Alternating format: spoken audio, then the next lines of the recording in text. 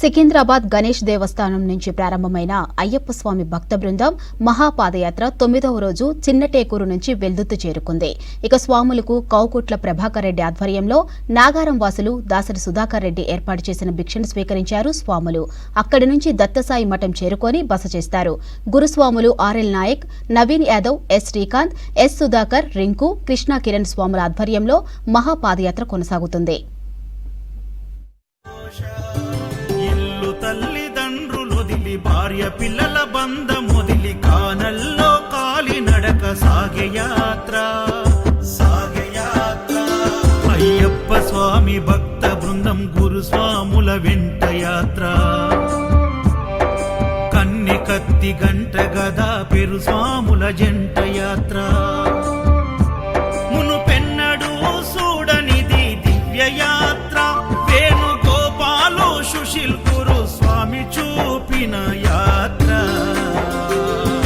పాదయాత్ర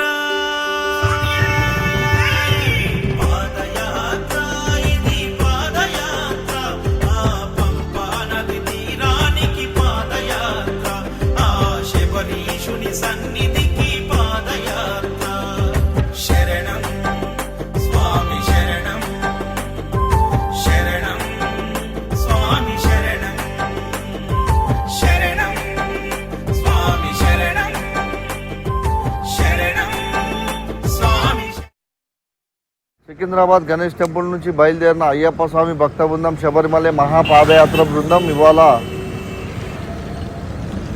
ఆంధ్రాలో ఎంటర్ కాబోతున్నాం. స్వామి ఆ అయ్యప్ప కన్న తల్లిదండ్రుల గురువుల ఆశీస్సులతోని ఏ ఆకంఠం లేకుండా సజావుగా సాగుతుంది గురుస్వాముల ఆశీర్వాదాలతోని.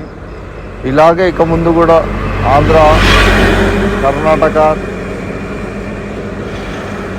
తమిళనాడు కంప్లీట్ చేసుకొని కేరళకు అడుగు పెడతామని అయ్యప్ప ఇలాగే చల్లగా చూడాలని అందరినీ మంచిగా నడిపించాలని ఇప్పటివరకైతే ఏ బాధ లేకుండా అందరు మంచిగా ఉల్లాసంగా ఉత్సాహంగా నడుస్తున్నారు. స్వామి స్వామి ఓం శ్రీ స్వామి.